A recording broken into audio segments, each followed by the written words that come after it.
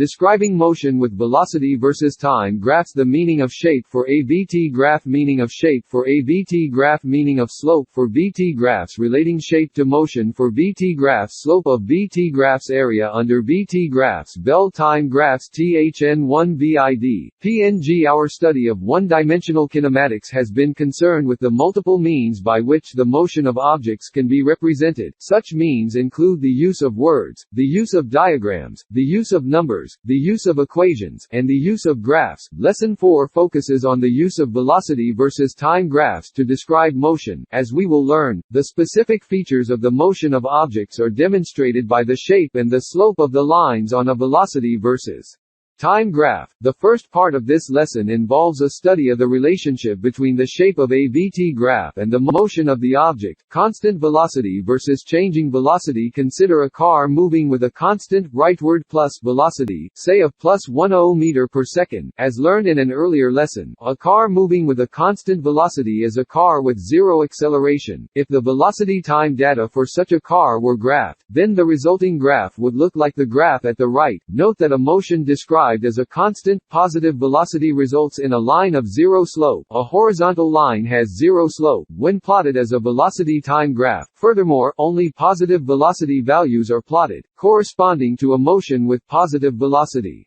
Now consider a car moving with a rightward plus, changing velocity, that is, a car that is moving rightward but speeding up or accelerating. Since the car is moving in the positive direction and speeding up, the car is said to have a positive acceleration. If the velocity time data for such a car were graphed, then the resulting graph would look like the graph at the right. Note that a motion described as a changing, positive velocity results in a sloped line when plotted as a velocity time graph. The slope of the line is positive, corresponding to the positive acceleration. Furthermore, only positive velocity values are plotted, corresponding to a motion with positive velocity. The velocity versus time graphs for the two types of motion, constant velocity and changing velocity, acceleration, can be summarized as follows. Positive velocity, zero acceleration. Positive velocity, positive acceleration. The importance of slope. The shapes of the velocity versus time graphs for these two basic types of motion, constant velocity motion and accelerated motion, i.e., changing velocity, reveal an important principle. The principle is that the slope of the line on a velocity time graph reveals useful information about the acceleration of the object. If the acceleration is zero, then the slope is zero, i.e., a horizontal line. If the acceleration is positive, then the slope is positive, i.e., an upward sloping line. If the acceleration is negative, then the slope is negative, i.e., a downward sloping line. This very principle can be extended to any conceivable motion. The slope of a velocity time graph reveals information about an object's acceleration. But how can one tell whether the object is moving in the positive direction, i.e., positive velocity, or in the negative direction, i.e., negative velocity? And how can one tell if the object is speeding up or slowing down, positive velocity versus negative velocity? The answers to these questions hinge on one's ability to read a graph. Since the graph is a velocity time graph, the velocity would be positive whenever the line lies in the positive region, above the x-axis, of the graph.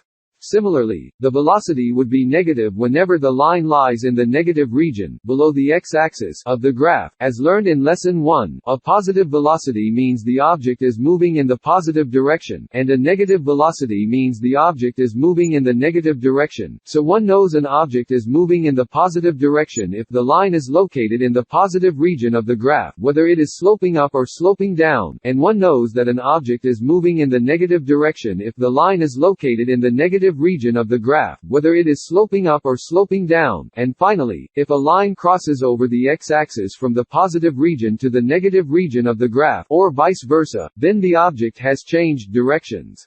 Speeding up versus slowing down. Now how can one tell if the object is speeding up or slowing down? Speeding up means that the magnitude, or numerical value, of the velocity is getting large. For instance, an object with a velocity changing from plus 3 meters per second to plus 9 meters per second is speeding up. Similarly, an object with a velocity changing from minus 3 meters per second to minus 9 meters per second is also speeding up. In each case, the magnitude of the velocity, the number itself, not the sign or direction, direction, is increasing, the speed is getting bigger. Given this fact, one would believe that an object is speeding up if the line on a velocity-time graph is changing from near the zero velocity point to a location further away from the zero velocity point. That is, if the line is getting further away from the x-axis, the zero velocity point, then the object is speeding up, and conversely, if the line is approaching the x-axis, then the object is slowing down.